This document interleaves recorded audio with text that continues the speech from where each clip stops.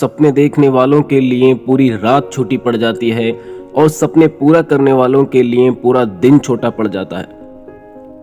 देखिए, यदि आप ये सोच रहे हैं कि सुबह उठकर पढ़ना या रातों को पढ़ना केवल टॉपर स्टूडेंट्स का काम होता है, तो आप ऐसा बिल्कुल गलत सोच रहे हैं। क्योंकि जो टॉपर होते हैं वे जल्दी उठकर पढ़ना या रातों को पढ़ना बचपन में ही सीख जाते हैं, या फिर वो इतने दृढ़ होते हैं कि वे अपने शरीर की कभी सुनते ही नहीं।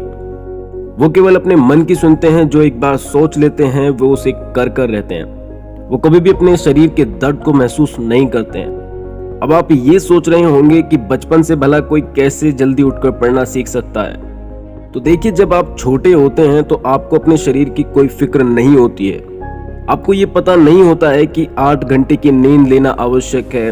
आपको ये पता नहीं होता है कि सांप के काटने से मृत्यु हो जाती है। आपको ये पता नहीं होता है कि क्या लाभदायक है और क्या हानिकारक है। यदि आप आज ही ये सोच लें कि कम सोने से कुछ नहीं होता है, अधिक सोने से हमारा कोई फायदा नहीं होता है, तो आप अवश्य ही रातों को या फिर सुबह उठकर जल्द से जल्द तो आप भी टॉपर्स की तरह पढ़ने लगेंगे और निश्चित ही आप नींद को कंट्रोल कर लेंगे। देखिए, यदि आप 15 प्लस की एज में हैं तो आपको 5 से 6 घंटे ही नींद लेना चाहिए। आपको इससे ज्यादा नींद लेने की कोई आवश्यकता नहीं है। आप 6 घंटे की नींद पे भी स्वस्थ रह सकते हैं। यदि आपको पढ़ते वक्त नींद आती है तो आप एक काम करें।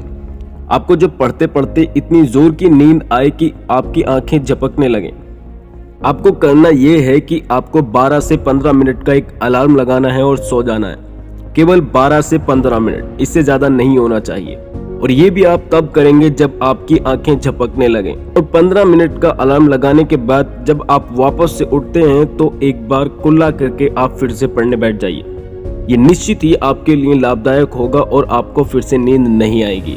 बेंजामिन फ्रैंकलिन ने कहा था, जल्दी सोना जल्दी उठना मनुष्य को स्वस्थ, धनी और बुद्धिमान बनाता है। Early to bed, early to rise make a man healthy, wealthy and wise.